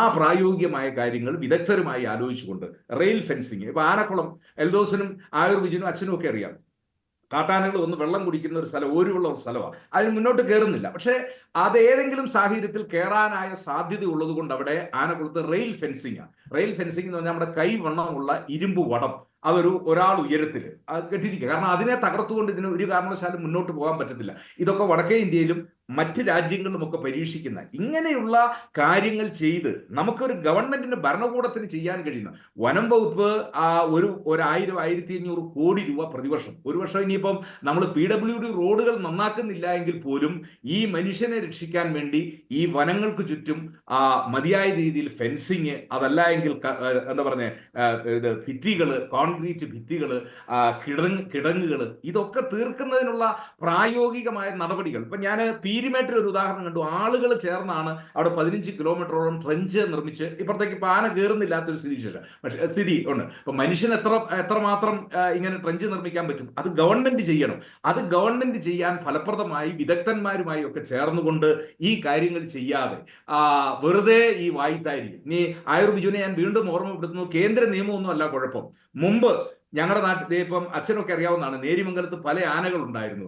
അതിനെ വാളറക്കൊമ്പൻ, കൊലകൊല്ലി, രാജാക്കാട് കൊമ്പൻ, പാത്തിക്കാലൻ, ഇതിനെയൊക്കെ കാലാകാലങ്ങളിൽ വെടിവെച്ച് കൊന്നിട്ടുള്ളതാണ്. ഇപ്പൊ നേരിമംഗലത്തിനടുത്ത് ആണ് ഇട്ടൻ മാത്തുക്കുട്ടി എന്ന് പറയുന്ന ഒരു പ്രശസ്തനായ കവളങ്ങാട് എന്ന് പറയുന്ന സ്ഥലത്ത്, എൽദോസിന് അറിയാം, ഇനിയിപ്പോ അദ്ദേഹത്തിന്റെ ആരാണ് ജീവിച്ചിരുന്നത്, പഴയ ആനവേട്ടക്കാരൻ. സർക്കാർ പെർമിഷൻ കൊടുത്ത് ഈ അപകടകാരികളായ ആനകളെ വെടിവെച്ച് കൊല്ലുന്ന ആളായിരുന്നു ശ്രീ ഇട്ടൻ മാത്തുക്കുട്ടി. ആനവേട്ടയെക്കുറിച്ചുള്ള അദ്ദേഹത്തിന്റെ ഒരു പുസ്തകവും കഥയും ഞാൻ ദീപിക ദിനപത്രത്തിൽ പണ്ട് അത് കണ്ടശ പ്രസിദ്ധീകരിച്ചു. മനോരമ വാരികയും ഒരു 80കളിൽ ഞാൻ പ്രീ ഡിഗ്രിക്കൊക്കെ പഠിക്കുമ്പോൾ ഇത് വായിച്ചു ഓർക്കുന്നുണ്ട്. അപ്പോൾ എല്ലാ കാലഘട്ടത്തിലും ഈ അപകടകാരികളായ വന്യമൃഗങ്ങളെ കൊന്നിട്ടുണ്ട്. തമിഴ്നാട്ടിൽ ചിന്നത്തമ്പി എന്ന് പറയുന്ന ആനയെ രക്ഷയില്ലാതെ വന്ന് അവനെ വളഞ്ഞ് പിടിച്ച് ഇതുപോലെ ട്രാൻസ്ലൊക്കേറ്റ് ചെയ്ത സംഭവങ്ങളുണ്ട്. പക്ഷെ ഇപ്പൊ നമ്മൾ മനസ്സിലാക്കേണ്ട ഒരു കാര്യം എന്താണെന്ന് വെച്ചാൽ, മുമ്പൊക്കെ ഏതെങ്കിലും 1-2 പ്രത്യേക ആനകൾ, അത് ചക്കക്കൊമ്പൻ, അരിക്കൊമ്പൻ പോലെ, അല്ലെങ്കിൽ പാത്തിക്കാലം പോലെ, അല്ലെങ്കിൽ രാജാക്കാട് കൊല്ലി പോലെ ആനകളായിരുന്നു. പക്ഷെ ഇപ്പോ എല്ലാ ആനകളും വയലന്റ് ആയിരിക്കുകയാണ്. ആളുകളെ കാണുന്നവനെ മുഴുവൻ ഓടിച്ചിട്ട് കൊല്ലുന്ന ഒരു സ്ഥിതിവിശേഷത്തിൽ എത്തിയിരിക്കുകയാണ്. അപ്പോ ജനവാസ കേന്ദ്രങ്ങളിൽ ഇത് ഇറങ്ങാതെ തടയുവാനുള്ള നടപടി, ഇവിടെ അശാസ്ത്രീയമായ ഒരു കാര്യം ഞാൻ അപർണ അതുകൂടി പറഞ്ഞുകൊണ്ട് അവസാനിപ്പിക്കാം. വനത്തിന്റെ എഡ്ജിൽ കൊണ്ടുവന്ന് ഈ ഫെൻസിങ്ങോ അതല്ലെങ്കിൽ ഇതോ ചെയ്തിട്ട് കാര്യമില്ല. അതൊരു 1/2 കിലോമീറ്റർ ഉള്ളിലേക്ക്. കാരണം ഈ ഫെൻസിങ് ആന ഒരു കാരണവശാലും ഈ 1/2 കിലോമീറ്റർ, അതായത് അതിനെ ഒരു ബൗണ്ടറി എന്നോ അതല്ല എങ്കിൽ നമുക്ക് ബഫർ സോൺ എന്ന് പറയാൻ പറ്റത്തില്ല, ഒരു 1/2 കിലോമീറ്റർ ഉള്ളിൽ ഈ ട്രഞ്ചും വേലിയും തീർത്ത് ഈ 1/2 കിലോമീറ്റർ ഗ്യാപ്പിലേക്കും കൂടി ഇവൻ ഇറങ്ങാൻ വന്നു കഴിയുമ്പോഴാണ് ഇത് ജനവാസ കേന്ദ്രങ്ങളിലേക്ക് ഇറങ്ങാനായിട്ട് കഴിഞ്ഞത്. എല്ലാ സ്ഥലത്തും സാധ്യമല്ല. സാധ്യമായ സ്ഥലങ്ങളിൽ ഇതിനു വേണ്ടി ഗവൺമെന്റ് പണം മുടക്കണമെന്നേ, പണം മുടക്കാതെ തീർച്ചയായിട്ടും ഞാൻ തിരികെ എത്താം. പണം മുടക്കണം, പക്ഷേ അത് എത്രയാകും എന്നുള്ളതാണ്. നേരത്തെ പറഞ്ഞ പോലെ കർണാടക റെയിൽവേ ഫെൻസിംഗ് കൊണ്ടുവന്നതാണ്. 2022 100 കോടിയാണ് അന്ന് ചെലവിട്ടത്. കേരളത്തിന്റെ കയ്യിൽ ഉണ്ടാകുമോ ഈ പണം എന്നുള്ള ചോദ്യമൊക്കെയുണ്ട്. ഞാൻ തിരികെ എത്താം ഇടവേളയ്ക്ക് ശേഷം.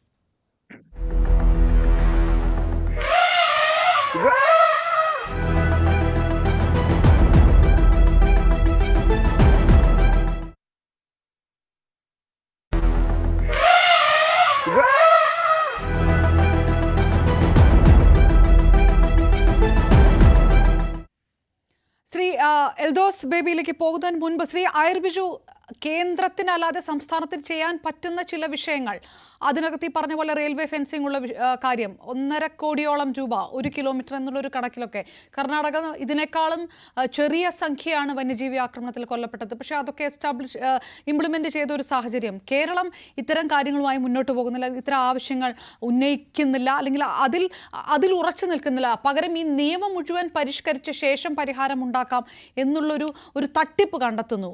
അങ്ങനെയാണല്ലോ ഇത് വ്യാഖ്യാനിക്കേണ്ടത്. അല്ല, അവർണ കേൾക്കൂ, ഇന്ത്യയിലെ വനവിസ്തൃതിയില് കേരളത്തിന്റെ സ്ഥാനം 14ആണ്.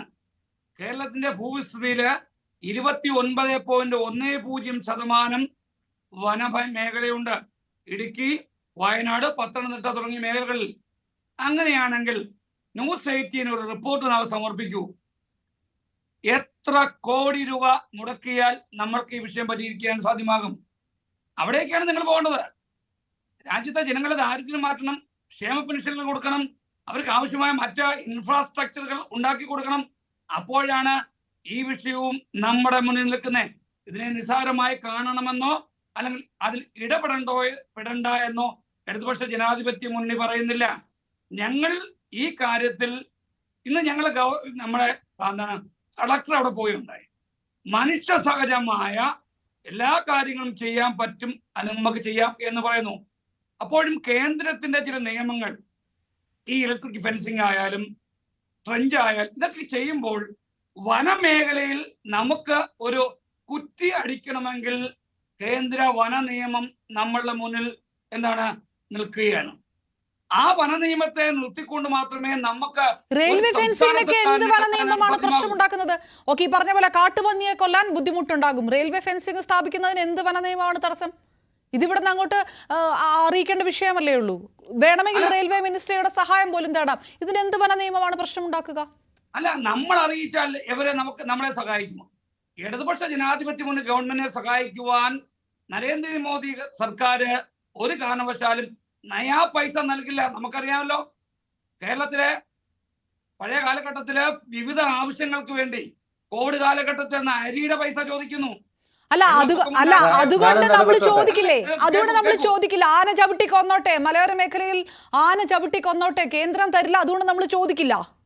അത് ചോദിക്കില്ല. നമ്മൾ എല്ലാ കാലത്തും കേന്ദ്ര ഗവൺമെന്റിനോട് ഓരോ സാഹചര്യത്തിലും പൈസ ആവശ്യപ്പെടുന്നുണ്ട്. അവർ തരണ്ടേ? അതാണ് കോൺഗ്രസ് ഇരുന്ന കാലഘട്ടത്തിൽ പോലും കേരളത്തിന് അർഹമായ തുക ലഭ്യമായിട്ടില്ല. ശ്രീ ആയുർബിജു, ഫാദർ ഫിലിപ്പിന് പറയാൻ കാണും കുറച്ചും കൂടെ. ഫാദർ ഫിലിപ്പ് ഫാദർ ചോദിക്കാനുള്ള ഞാൻ താങ്കൾക്ക് ഒന്ന് ഇടപെട്ടത്. ഒറ്റ സെക്കൻഡ് അച്ഛൻ അതിന് മറുപടി പറഞ്ഞോട്ടെ. പ്ലീസ്. ഇന്ത്യൻ നാഷണൽ കോൺഗ്രസ് വളരെ നീണ്ട കാലഘട്ടത്തിൽ എംപിമാരായിരുന്ന മേഖലയാണ്. അവിടെ ഉൾപ്പെടെയുള്ള സ്ഥലങ്ങളിൽ എന്തേ ഈ പറയുന്ന അല്ല, നമുക്ക് ഇപ്പോഴെങ്കിലും ചെയ്യണ്ടേ? ഈ 3.5 വർഷത്തിനുള്ളിൽ 316 ജീവനാണ്. ഇന്ത്യൻ നാഷണൽ കോൺഗ്രസ് ഇതിനു മുമ്പ് എന്തെങ്കിലും ചെയ്തോട്ടെ, ഇപ്പോഴെന്താണ് ചെയ്യുക? 316 പേര് 3.5 വർഷത്തിനുള്ളിൽ മരിച്ചു. ഇപ്പൊ ഇന്നലെ ശനിയാഴ്ച ആന ചവിട്ടിക്കൊല്ലുന്നു, വലിച്ചു കീറുന്നു, പന വലിച്ചെറിയുന്നു. സാധാരണ മരണം പോലുമല്ല. എന്തെങ്കിലും ചെയ്യണ്ടേ? Father Philip കവിയിൽ. അപർണമാണ്, ഞാൻ ചോദിക്കട്ടെ ശ്രീ ആയുർബിജു സാറിനോട്, ഇങ്ങനെ കേന്ദ്രത്തിന് എന്തെങ്കിലും ചെയ്യാൻ സാധിക്കുകയുണ്ടെങ്കിൽ നിങ്ങളോടുള്ള ചോദ്യം, എന്തുകൊണ്ടാണ് ഈ ഇടതുപക്ഷ ഗവൺമെന്റ് നവംബർ 1-ാം തീയതി ഗസറ്റ്സിൽ പ്രസിദ്ധീകരിച്ച വന നിയമ പരിഷ്കരണം ഇവിടെ കൊണ്ടുവരുന്നത്? അപ്പൊ കേരളത്തിന് ഇതിന് അവകാശമില്ലെങ്കിൽ നിങ്ങൾ ചെയ്യുന്ന തെറ്റല്ലേ? എന്തുകൊണ്ടാണ് നിങ്ങൾ ഈ വന നിയമങ്ങൾ പരിഷ്കരിക്കാൻ പരിശ്രമിക്കുന്നത്? അതുകൊണ്ട് ഈ രാഷ്ട്രീയക്കാരുടെ കേന്ദ്രം കേരളം എന്ന് പറഞ്ഞുള്ള ഈ തട്ട്, അതിന്റെ ഇടയ്ക്ക് സാധാരണക്കാരന്റെ ജീവൻ ഇവിടെ പൊലിയുന്നു. അതിന് ഉത്തരം പറയണം. വന മന്ത്രി മാറണമെന്ന് ഞങ്ങൾ പറഞ്ഞത് വെറുതെ ഒരു മന്ത്രിയോടുള്ള വൈരാഗ്യം കൊണ്ടൊന്നും അല്ല. ഇവിടെ ഇടതുപക്ഷത്തെ ഒരു മന്ത്രി മാറണമെന്നുള്ളതല്ല ഞങ്ങൾ പറയുന്നത്. വനം വകുപ്പിനെ കൃത്യമായി കാര്യക്ഷമമായി നയിക്കാൻ സാധിക്കാത്ത, കഴിവില്ലാത്ത ഒരു മന്ത്രി ആയതുകൊണ്ടാണ് ഞങ്ങൾ അത് പറയുന്നത്. അത് എന്റെ വാക്കുകളല്ല, ബഹുമാനപ്പെട്ട ആയുർബിജു സാർ തന്നെ അല്പം മുമ്പ് ഈ ചാനലിൽ നമ്മളോട് പറഞ്ഞതാണ്. എന്താണ് പറഞ്ഞത്? ഇവിടുത്തെ വനം മന്ത്രിക്ക് ഒരു ആനയെ പിടിച്ചു കെട്ടാൻ പറ്റുമോ? ഒരു ആനയെ തടയാൻ പറ്റുമോ? ഒരു പന്നിയെ തടയാൻ പറ്റുമോ? ഒരു പന്നിയെ തടയാൻ, ഒരു ആനയെ തടയാൻ സാധിക്കാത്ത ഭരണാധികാരിയാണ് ഇറങ്ങിപ്പോണം. അതായത് ഈ നാട്ടിലെ ജനങ്ങളുടെ ജീവന്, സ്വത്തിന് സംരക്ഷണം കൊടുക്കാമെന്ന് പറഞ്ഞാണ് ഇവരൊക്കെ ഇവിടെ സത്യപ്രതിജ്ഞ ചെയ്ത് അധികാരമേറ്റത്. ഈ അധികാരമേറ്റ മന്ത്രിക്ക് അതിനുള്ള കഴിവില്ലെങ്കിൽ അന്തസ്സായിട്ട് ഇറങ്ങിപ്പോണം. കഴിവുള്ള വേറെ ആളുകളെ വെക്കണം.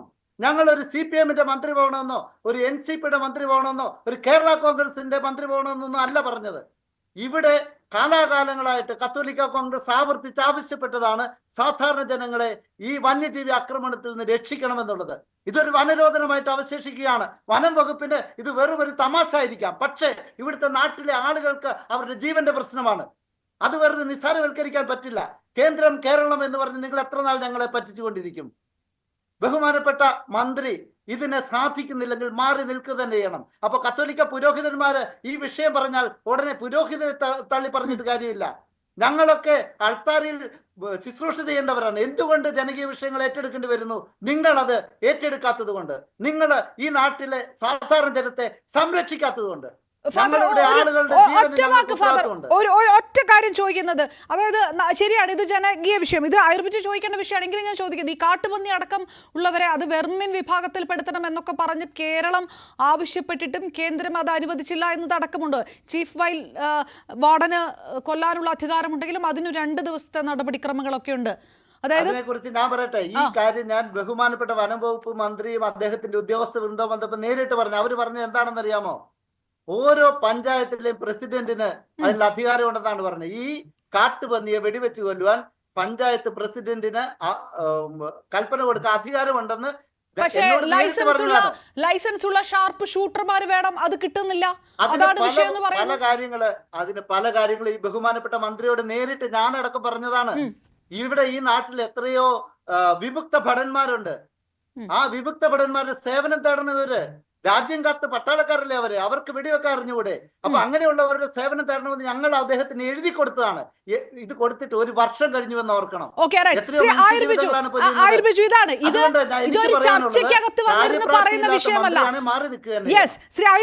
ഒരു വിഷയം. ഇതിനകത്തൊരു ചർച്ചയും ഡിബേറ്റുമല്ല. ഇത്രയും പ്രശ്നങ്ങളുണ്ട്, പരിമിതിയുണ്ട്. ഈ പരിമിതി എങ്ങനെ മറികടക്കാമെന്ന് കത്തോലിക്ക കോൺഗ്രസ് അടക്കമുള്ളവർ ലിസ്റ്റ് ഇട്ട് കൊടുക്കുകയാണ്. ഇത് ചെയ്യൂ, ലൈസൻസ് ഉള്ള ഷാർപ്പ് ഷൂട്ടർമാരില്ല എന്ന് പറയുമ്പോൾ നിങ്ങൾ വിമുക്ത ഭടന്മാരെ അതിൽ അസൈൻ ചെയ്യൂ എന്ന് പറയുന്നു. ഈ നിർദ്ദേശങ്ങൾ കാര്യം കൂടെ കൊടുത്തിട്ടുണ്ട്, ഞാൻ പറയട്ടെ. നിർദ്ദേശങ്ങൾ ഈ അവിടെ കാര്യം- പൂട്ടിവെച്ചു. എന്നിട്ട് ആദ്യം പറഞ്ഞ അതേ പല്ലവി പറഞ്ഞുകൊണ്ടിരിക്കുകയാണ്, കേന്ദ്രം ഇതാണ് അതാണ് എന്ന് പറഞ്ഞുകൊണ്ടിരിക്കുകയാണ്. ഒരു മിനിറ്റോടെ എനിക്ക് തരണം. അന്ന് ഞാൻ ഈ മന്ത്രിയുടെ ശ്രദ്ധയിൽപ്പെടുത്തിയാണ്, ഇവിടെ വനം വകുപ്പുമായിട്ട് ബന്ധപ്പെട്ട എന്ത് കാര്യം ഉണ്ടെങ്കിലും എന്നെ സമീപിക്കാമെന്ന് അദ്ദേഹം എന്നോട് നേരിട്ട് പറഞ്ഞു.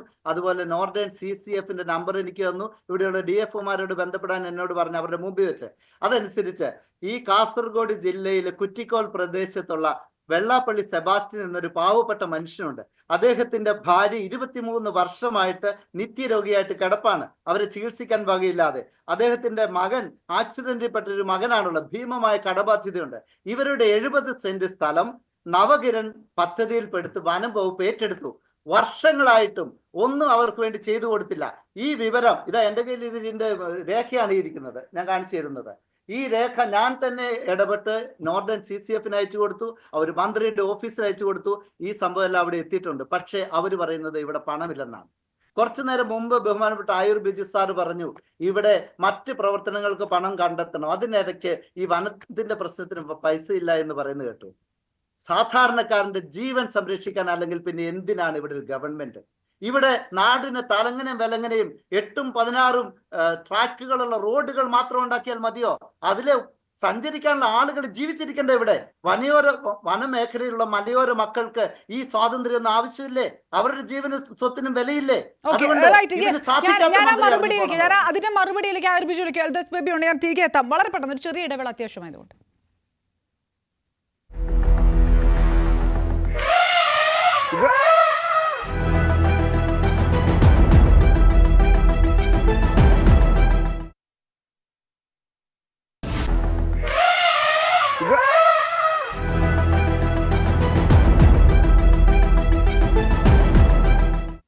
ശ്രീ എൽദോസ് ബേബി, ആയൂർ ബിജു വിളിക്കാൻ എൽദോസ് ബേബിയിൽ പോയ ശേഷം രണ്ടും കൂടി ചേർത്തുകൊണ്ട് മറുപടിയിലേക്ക് വരാം. ശ്രീ എൽദോസ് ബേബി, നേരത്തെ നേര്യമംഗലം നഗരംപാറയിൽ ആ പന എറിഞ്ഞ വിദ്യാർത്ഥി മരിച്ചത്, പിന്നെ അട്ടിക്കളത്ത് 2 സ്ത്രീകൾ ആനപ്പേടിയിൽ കാട്ടിൽ കുടുങ്ങിയ സംഭവം, കോതമംഗലത്ത് തന്നെ കോട്ടപ്പടി, പിണ്ടിമന, കീരമ്പാറ, കുട്ടമ്പുഴ, കവളങ്ങാട്, പൈങ്ങോട്ടൂർ, ഇതെല്ലായിടത്തും, കുട്ടമ്പുഴ മാത്രം. അപ്പോൾ എല്ലാ പഞ്ചായത്തിലും കാട്ടുമൃഗങ്ങളുടെ ശല്യം രൂക്ഷമാകും, അങ്ങനെ ഒരു സാഹചര്യം. പക്ഷേ സംസ്ഥാന സർക്കാരിനെ സംബന്ധിച്ചിടത്തോളം ഫണ്ടില്ലാത്തത്, കേന്ദ്ര നിയമത്തിൻ്റെ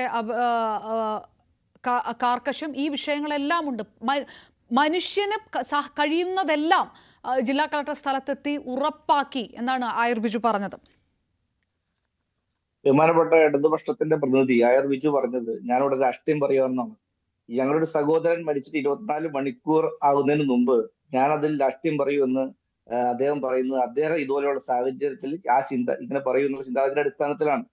ഇവിടെ കേന്ദ്ര നിയമത്തെ കുറിച്ച് അദ്ദേഹം പറഞ്ഞു. ഇങ്ങനൊരു കേന്ദ്ര നിയമം ഉള്ളത് കൊണ്ടാണോ ഈ പിണൂർക്കുടി മുതൽ ഇവിടുത്തെ കാച്ചേരി വരെയുള്ള 1 കിലോമീറ്റർ ഭാഗത്ത് അവിടെ ഫെൻസിങ് സ്ഥാപിക്കാത്തത്? അവിടെ ഫെൻസിങ് ഇല്ലാതായിട്ട് കാലങ്ങൾ എത്രയായി? ഞങ്ങൾ ഇന്നലെ സ്ഥലത്തുണ്ടായിരുന്നപ്പോൾ അവിടെ ഫെൻസിങ് പൊളിഞ്ഞ് ഇല്ലാതായി കിടക്കുകയാണ്. അവിടെ ഫെൻസിങ് സ്ഥാപിച്ചിരുന്നെങ്കിൽ അവിടെ ഇന്നലെ ഇങ്ങനെ ഒരു വിഷയം ഉണ്ടാവില്ലായിരുന്നു, അങ്ങനെ ഒരു ആപത്ത് ഉണ്ടാവില്ലായിരുന്നു. പക്ഷേ അവിടെ ഫെൻസിങ് സ്ഥാപിക്കാത്തത് കേന്ദ്ര നിയമം കൊണ്ടാണ്. അത് കേരളത്തോട് കേന്ദ്രം കാണിക്കുന്ന അവഗണനയാണ് എന്നുള്ള രീതിയിലുള്ള രാഷ്ട്രീയമൊക്കെ ഈ സമയത്ത് പറയാൻ കഴിയുന്നത് എന്ത് മനോഭാവത്തിന്റെ അടിസ്ഥാനത്തിലാണെന്ന് അറിയത്തില്ല. ഇവിടെ ആരും രാഷ്ട്രീയം പറയാൻ പറഞ്ഞതല്ല. ഞങ്ങളൊരു സഹോദരൻ മരിച്ചു, അതിനായിട്ടുള്ള പ്രശ്നങ്ങൾ, അത് ഉണ്ടാകുന്ന മാനസിക വിഷമം, അത് ചർച്ച ചെയ്യാനാണ് ഇവിടെ വന്നത്. ഇനി ഒരാൾക്ക് ഇതുപോലൊരു ദുരന്തം ഉണ്ടാകരുതെന്ന അടിസ്ഥാനത്തിലാണ് അവിടെ ഫെൻസിങ് സ്ഥാപിക്കാൻ ഇന്നലെ ഇവിടെ കളക്ടർ വന്നു എന്ന് പറഞ്ഞു. കളക്ടർ വന്നു, ഇവിടെ ആളുകളോട് വളരെ അധികം താഴ്ന്ന് അദ്ദേഹം സംസാരിച്ചു. ഇതൊന്നും ഇല്ലാന്ന് പറയുന്നില്ല. ഇവിടെ ഫോറസ്റ്റ് ഉദ്യോഗസ്ഥർക്കെതിരെ പറഞ്ഞപ്പോഴാണ് അദ്ദേഹം രാഷ്ട്രീയം പറഞ്ഞു പോയത്. DFO എത്ര സമയത്താണ് വന്നതെന്ന് അദ്ദേഹം കൊണ്ട് പരിശോധിക്കണം. ഞങ്ങളുടെ സ്ഥലത്തുണ്ടായിരുന്നു. DFO ഏത് സമയത്താണ് വന്നതെന്ന് അറിയിക്കണം. DFO വന്നിട്ട് ഇവിടെ വന്നിരിക്കുന്ന ഈ സ്ഥലത്തുള്ള ജനങ്ങളെ കാണാൻ തയ്യാറായില്ല. അദ്ദേഹം ആ വീട്ടിൽ വന്നിരുന്ന് അകത്തിരുന്ന് ചർച്ച ചെയ്ത് പോവുകയാണ് ചെയ്തത്. ഇവിടെ കളക്ടറാണ് അത് ഇടപെട്ട് സംസാരിച്ചത്. ഇവിടുത്തെ ആന്റണി ജോൺ MLA, മാത്യു കുഞ്ഞാട് MLA, 2 MLA ഉണ്ടായിരുന്നു. രാഷ്ട്രീയം പറയുകയാണെങ്കിൽ ഞാൻ ആന്റണി ജോൺ MLAക്ക് എതിരെ പറയണ്ടേ? ഞാനത് പറഞ്ഞില്ലല്ലോ. ഞാൻ പറഞ്ഞത് ഈ നാടിന്റെ പ്രശ്നത്തെ കുറിച്ചാണ്. ഇന്നലെ 5 ലക്ഷം രൂപ, ഞാനിത് പറഞ്ഞ സ്ഥിതിക്ക് ഇത് പറയണം, 5 ലക്ഷം രൂപ ഇവിടെ കളക്ടർ കൊടുക്കാൻ, DFO കൊടുക്കാൻ തയ്യാറായി ഇവിടെ വന്നിരുന്നു. അപ്പൊ അവിടുത്തെ നാട്ടുകാരും അവിടുത്തെ വീട്ടിലെ എല്ലാവരുടെയും ആവശ്യം അവർക്ക് 10 ലക്ഷം രൂപ ഉടനെ കൊടുക്കണം. നാട്ടിലുള്ള പുരോഹിതന്മാരാണ് അവിടെ വന്നിരുന്നത്. അച്ഛന്മാരൊക്കെ രാത്രി കാലങ്ങളിൽ ഒരുപാട് അവിടെ വന്നിരുന്ന് എത്ര സമയം വരെ ഇത് എത്ര അച്ഛന്മാരും പുരോഹിതന്മാരും മറ്റു സമുദായ സംഘടനകളും നേതാക്കന്മാരും അവിടെ വന്നു അറിയാവോ? ഇതൊന്നും അറിയാതെയാണ് സംസാരിക്കുക. അതിനുശേഷം ആ കുടുംബത്തിന് ആ 10 ലക്ഷം രൂപ മേടിച്ചു കൊടുക്കുന്നതിന് വേണ്ടിയിട്ട് അവിടെ മാത്യു കുഞ്ഞാട് MLA, കളക്ടർ, ആന്റണി MLA ഇവരെല്ലാം ആ DFO സംസാരിക്കുകയാണ്. അദ്ദേഹം കഴിയില്ല എന്ന് ഒറ്റ വാക്കിൽ പറയുകയുണ്ടായി. ഞാൻ അവിടെ സ്ഥലത്ത് അതോട് ചേർന്ന് നിൽക്കുന്നുണ്ട്. അതിനുശേഷം CCFനോട് സംസാരിച്ചതിന് ശേഷം മാത്യു കുഞ്ഞാട് MLA CCFനോട് സംസാരിച്ചതിന് ശേഷം ആ ഫോൺ ഈ DFO കൊടുത്തതിന് ശേഷമാണ് 2-3 ദിവസം കഴിഞ്ഞുള്ള ഡേറ്റ് ഇട്ട് 5 ലക്ഷം രൂപ പിന്നീട് കൊടുത്തത്. ഇപ്പൊ കൊടുത്തത് 5 ലക്ഷം രൂപയേ ഉള്ളൂ. പിന്നീട് ഡേറ്റ് ഇട്ട ചെക്കാണ് കൊടുത്തത്. അപ്പൊ ഞങ്ങളെ കൊണ്ട് ഇതൊന്നും പറയിപ്പിക്കുന്നത്. ഞങ്ങൾ പറയാൻ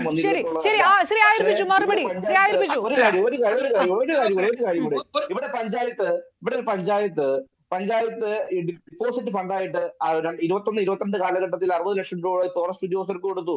എത്ര രൂപ അവർ ചെലവഴിച്ചു എന്ന് നമ്മൾ ചോദിക്കണം. ഞങ്ങൾക്ക് നേരിട്ട് ചെയ്യാൻ കഴിയില്ലാത്തതുകൊണ്ട് ഫോറസ്റ്റ് ഡിപ്പോസിറ്റ് ഫണ്ടായിട്ട് കൊടുത്തതാണ്. എത്ര രൂപ ഫോറസ്റ്റ് ഉദ്യോഗസ്ഥർ അതിനുവേണ്ടി ചെലവഴിച്ചിട്ടുണ്ടെന്ന് നിങ്ങൾ അന്വേഷിക്കണം. ഇവിടെ രാഷ്ട്രീയം പറയാൻ വന്നിട്ടില്ല. ഇവിടെ സാധാരണക്കാരന് ജീവിക്കണം, ഞങ്ങൾക്ക് ഇവിടെ ജീവിക്കണം, ഞങ്ങൾക്ക് മുന്നോട്ട് പോകണം. ഇത് ഞാൻ ഉൾപ്പെടെയുള്ള ആളുകൾക്ക് ഏത് സമയവും സംഭവിക്കാവുന്നതാണ്. ഞാൻ 5 കിലോമീറ്റർ വനത്തിലൂടെ മാത്രം സഞ്ചരിച്ച് കുട്ടമ്പഴ പഞ്ചായത്തിലേക്ക് പോകുന്ന ഒരു വ്യക്തി കൂടിയാണ് ഞാൻ. ഈ ഒരു ദിവസം ഒരാഴ്ചയും 2-3 ദിവസമെങ്കിലും ഞങ്ങൾ വാഹനത്തിൽ വരുമ്പോൾ ആനയെ കാണാത്ത ദിവസമില്ല. ഈ PW റോഡും അതുപോലെ പഞ്ചായത്ത് റോഡും ഞങ്ങൾ സഞ്ചരിക്കുമ്പോ അവിടെ ആനയ്ക്ക് നിൽക്കണം എന്ന് പറയുന്നതിൽ എന്ത് അർത്ഥമാണ് ഇവർ പറയുന്നത്? അത് എന്ത് കേന്ദ്ര നിയമമാണ് ഉള്ളത്? അവർ വനത്തിൽ ആന നിൽക്കുന്നത് ഞങ്ങൾ വനത്തിൽ പോയിട്ടല്ല, ഞങ്ങൾ കാട്ടിൽ കയറിയിട്ടല്ല ഞങ്ങൾക്ക് അപകടം സംഭവിക്കുന്നത്. PW റോഡും പഞ്ചായത്ത് റോഡും ഈ പഞ്ചായത്ത് ഫണ്ട് ഉപയോഗിച്ച് ചെയ്തിട്ട് അതിന്റെ അകത്തൂടെ നടന്നു പോകാൻ, വന്യമൃഗത്തെ പേടിക്കാൻ നടന്നു പോകാൻ ഞങ്ങൾക്ക് കഴിയില്ല എന്ന് നിങ്ങൾ പറയുമ്പോ അത് കേന്ദ്ര നിയമമാണെന്ന് പറയുന്നത് എന്താ അർത്ഥമാണുള്ളത്? ഒരു 10 ഇവിടുത്തെ അവിടുത്തെ ശ്രീ ആയുർ ബിജു, എല്ലാത്തിനുമുള്ള മറുപടി വനം വകുപ്പിനെ മാത്രം പറയുന്നില്ല, സർക്കാരിന് മൊത്തത്തിൽ ഉത്തരവാദിത്തമുണ്ടല്ലോ. കൃത്യമായ പ്ലാനിങ് ഇതിനകത്തില്ല. ഇത്രയും പേർ മരിക്കുമ്പോഴും ആക്രമണത്തിനിരയാകുമ്പോഴും കൃഷി നശിക്കുമ്പോഴും പ്ലാനില്ല. ഈ സീപ്ലെയിൻ വിവാദത്തിലൊക്കെ പറഞ്ഞു ആനത്താരയ്ക്ക് സമീപം സീപ്ലെയിൻ ഇറങ്ങിയ മുൻകരുതൽ വേണമെന്ന് വനം വകുപ്പ് പറഞ്ഞപ്പോൾ ആ സമയത്ത് പോയി പണി നോക്ക് എന്ന് പറഞ്ഞ നേതാക്കന്മാരുള്ള മുന്നണിയാണ്. നോക്കട്ടെ, പ്രിയപ്പെട്ട ഫിലിപ്പച്ചൻ പറഞ്ഞ ചില കാര്യങ്ങളുണ്ട്. ഫിലിപ്പച്ചനോട് ഞാനൊരു കാര്യം പറയാം. ഇടതുപക്ഷ ജനാധിപത്യ മുന്നിൽ നിൽക്കുന്ന കേരള കോൺഗ്രസ് പാർട്ടി വനഭേദഗതി നിയമത്തിനെതിരെ സംസാരിച്ചിട്ടുണ്ട്. പ്രിയപ്പെട്ട കേരള കോൺഗ്രസ് പാർട്ടിയുടെ ചെയർമാനായ ജോസ് കെ മാണി ആ നിയമത്തിലുള്ള ന്യൂനതകൾ പരിഹരിക്കണമെന്ന് ആവശ്യപ്പെട്ട് കത്ത് കൊടുത്തിട്ടുണ്ട്. അദ്ദേഹം പത്രസമ്മേളനം നടത്തിയിട്ടുണ്ട്. ഈ പറയുന്ന ന്യൂസ് 18 പോലും അതുമായി ബന്ധപ്പെട്ട വാർത്തകൾ പുറത്തുവിട്ടിട്ടുണ്ട്. ഞങ്ങൾ ജനങ്ങളോടൊപ്പം തന്നെയാണ്, കേരള കോൺഗ്രസ് പാർട്ടിയും അതേപോലെ തന്നെ ഇടതുപക്ഷ ജനാധിപത്യ മുന്നണിയും. ഇവിടെ രാഷ്ട്രീയം പറയുന്നു എൽദോസ് ബേബി എന്ന് പറഞ്ഞ കൃത്യമാണ്. അത് ഇപ്പോൾ പറഞ്ഞ രാഷ്ട്രീയമാണ്. ഞാൻ ചോദിക്കട്ടെ, ഇവിടെ ഈ പറയുന്ന സ്ഥലത്ത് വൈദ്യുതി ഇല്ല എന്ന് പറയുന്നു, അല്ലെങ്കിൽ ലൈറ്റുകൾ അണയ്ക്കണം എന്ന് പറയുന്നു. അവിടെ ലൈറ്റ് ഇട്ടാൽ ജനങ്ങളെ കാണും, അല്ലെങ്കിൽ ജനങ്ങൾ ആനയെ കാണും. ഞാൻ എൽദോസ് ബേബിയോട് ചോദിക്കുന്നു, ലൈറ്റ് ഇട്ടാൽ ജനങ്ങൾ ആനയെ കാണുമോ, ആന ജനങ്ങളെ കാണുമോ? കേൾക്കാമോ? ഞാൻ പറയാം. ആ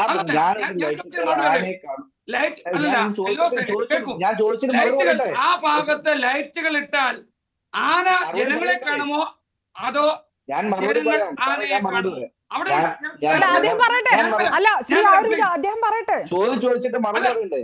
കേൾക്കൂ, എൽദോസ് കേൾക്കുന്നേ.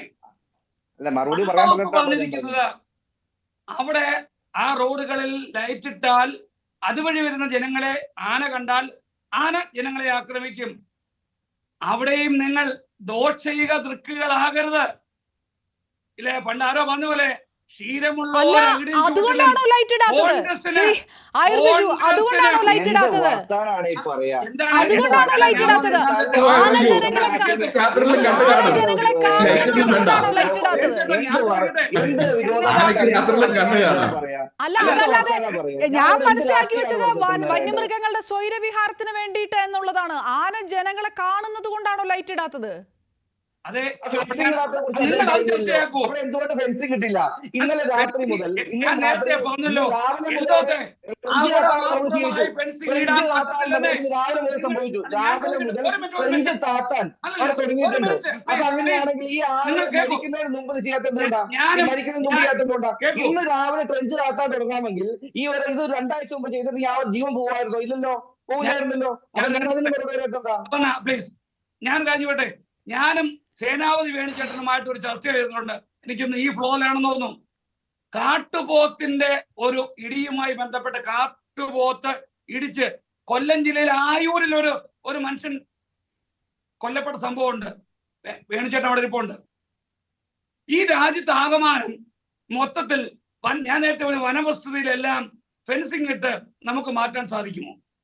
ഇന്ന് വയനാട്ടിൽ സംഭവിച്ചു, ഇന്നലെ കൊല്ലത്ത് സംഭവിച്ചു, അല്ലെങ്കിൽ ആയൂരിൽ സംഭവിച്ചു, നാളെ മറ്റൊരു സ്ഥലത്ത് സംഭവിക്കും.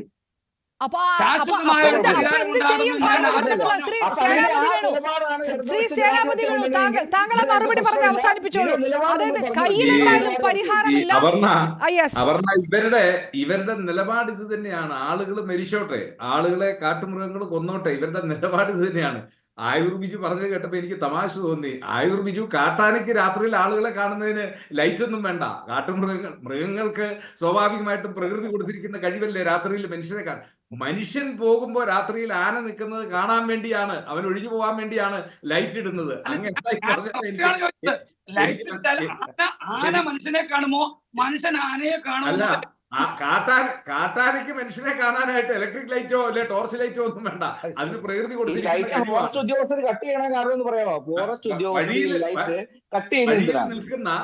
വഴിയിൽ നിൽക്കുന്ന ആനയെ കണ്ട് മനുഷ്യന് രക്ഷപ്പെടാൻ വേണ്ടിയാണ് ലൈറ്റ് ഇടണമെന്ന് പറയുന്നത്. അല്ലാതെ ആനയ്ക്ക് മനുഷ്യനെ കാണാൻ വേണ്ടിയുള്ളതല്ല ചർച്ച എന്ന് പറയുന്നത്. ഞാൻ അങ്ങയോട് വിനീതമായിട്ട് പറയാൻ ആഗ്രഹിക്കുന്നത്, ഇടതുപക്ഷ ഗവൺമെന്റിന് ഇക്കാര്യത്തിൽ ഒരു നയവുമില്ല സാർ. വെറുതെ ഇവർ ഈ 5-8 കൊല്ലക്കാലമായിട്ട് ഈ സമയം കളയുന്നു എന്നുള്ളതല്ലാതെ, വനം വകുപ്പ് ഇവിടെ ബഹുമാനായ ഫിലിപ്പച്ചൻ സൂചിപ്പിച്ച പോലെ നിങ്ങൾ ഒന്ന് ജനങ്ങളോട് പറ, ഞങ്ങൾ ഇന്ന കാര്യങ്ങൾ ചെയ്തിരിക്കുന്നു.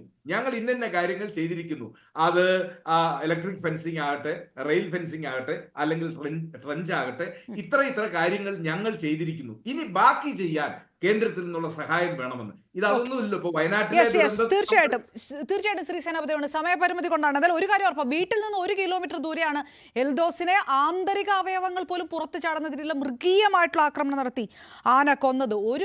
ആന വീട്ടിൽ കയറി ചവിട്ടി കൊന്നാൽ സംസ്ഥാന സർക്കാരോട് ചോദിച്ചാൽ ഞങ്ങൾക്കൊന്നും അറിയില്ല, ഞങ്ങൾക്ക് എന്ത് ചെയ്യണമെന്ന് ഒരു നയവുമില്ല, കേന്ദ്രത്തോട് ചോദിക്കൂ എന്ന് തട്ടിപ്പ് വിശദീകരണം പറഞ്ഞാലും മതിയാകില്ല. പിന്നീട് രാഷ്ട്രീയ ലക്ഷ്യങ്ങളുണ്ട് എന്നാലോചിച്ചാൽ പ്രതിഷേധം തീരില്ല, ഒരു പ്രതിഷേധവും തീരില്ല, ജനരോഷവും തീരില്ല.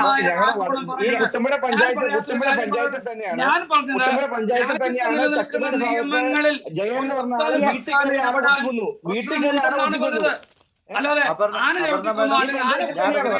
ആ കൊമ്പ് അതൊന്നുമില്ല. ഞാൻ പറഞ്ഞു എന്നോട് ക്ഷമിക്കണം, സമയപരിമിതി കഴിഞ്ഞതുകൊണ്ട് മാത്രമാണ് എനിക്ക് വീണ്ടും അതിഥികൾ, എനിക്കറിയാം ഈ സമയത്തൊന്നും പറഞ്ഞു തീരുന്ന ചർച്ചയല്ലെന്ന് എനിക്കറിയാം. ദയവായി എന്നോട് ക്ഷമിക്കണം. ശ്രീ ആയൂർ ബിജു സേനാപതി, വേണു, ഫാദർ ഫിലിപ്പ്, എൽദോസ് ബേബി, വളരെയധികം നന്ദി. ഈ ചർച്ചയിൽ പങ്കെടുത്തിട്ട് സമയപരിമിതി കൊണ്ട് മാത്രം പൂർണ്ണമാകുന്നു ചർച്ച. നമസ്കാരം.